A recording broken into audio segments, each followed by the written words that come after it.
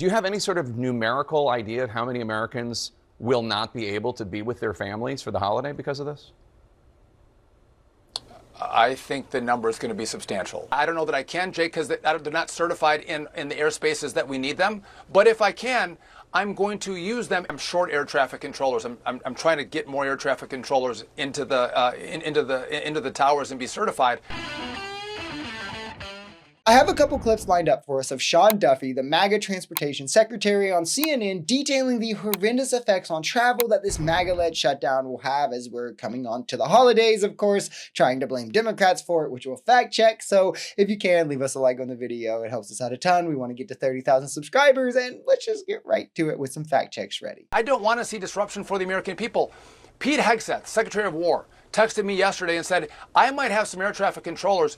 If you could use them, I'm going to offer them to you. Now, I don't know that I can, Jake, because they're not certified in the airspaces that we need them. But if I can, I'm going to use them. Everyone in this administration, at the direction of President Trump, has said minimize the pain on Americans. So this is not political. This is strictly safety. Party of Merit, by the way, now using less qualified or frankly untrained air traffic controllers because MAGA refuses to operate in democracy and negotiate to open up the government. I mean, are you tired of winning yet, liberals? Where pathetically, Democrats as the minority party have now put forth more CRs than Republicans as the majority party has, showing their complete unwillingness to negotiate on anything. It's genuinely scary stuff, the effects that it's leading into. We've already seen Trump's mass government layoffs at the beginning of his term lead to an increase of an influx of plane crashes. And as the holiday season comes around and more people are going to be traveling and using these kinds of measures of travel, I can only hope for the best going forward and that Republicans can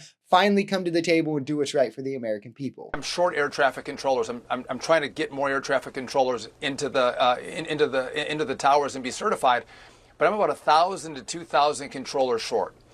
And so I paid experienced controllers to stay on the job and not retire. I used to have about 4 controllers retire a day before the shutdown. I'm now up to 15 to 20 a day are retiring.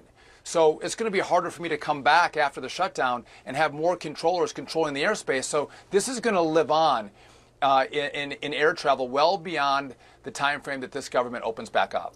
I mean, the shutdown is a convenient excuse for them, but this is actually a failure of leadership, of governance. We saw them come in. We saw them cut heads across the board in aviation safety panels, fire top FAA officials, freeze hiring on traffic controllers, change standards. The people were targeted to be fired because of gender, sexuality, race, and more across the board. We saw this in all agencies as they were attacking woke and DEI, and anyone with ideologies and beliefs they didn't like was fired, rather than firing or hiring off of the merit or performance of their job because they are the true party of identity politics.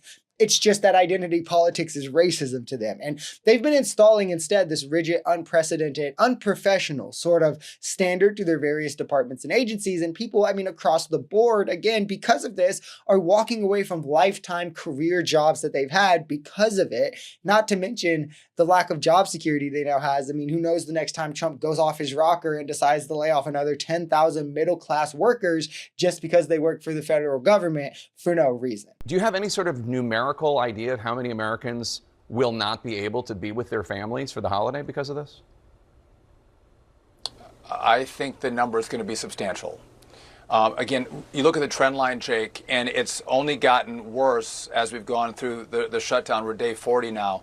And, you know, we saw the largest number of outage of controllers was on Halloween, the 31st. Those numbers were 61. Yesterday it was 81. And the controllers that I've talked to said a lot of them, we can miss 1 paycheck.